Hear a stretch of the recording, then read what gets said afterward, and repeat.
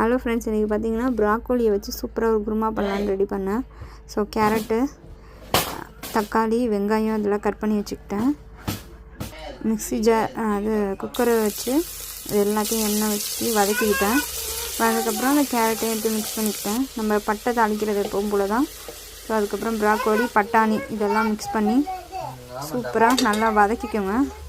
வதக்கினதுக்கப்புறம் பார்த்திங்கன்னா நம்ம பேஸ்ட்டாக அரைச்சி வச்சுக்கிட்டது சால்ட்டு சேர்த்துக்கிட்டேன். பேஸ்ட்டாக அரைச்சி வச்ச தேங்காய், சோம்பு இதெல்லாம் அரைச்சி ஊற்றி அப்படியே குக்கர் விசில் வச்சு ஒரு மூடி வச்சு இறக்கிட்டேன். ஒரு விசில் போதும்.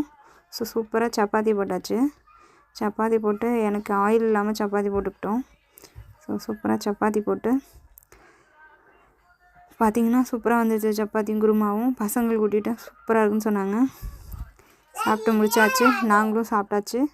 இப்போ படுத்து நாங்கள் தூங்க போகிறோம். ஓகே, பாய்.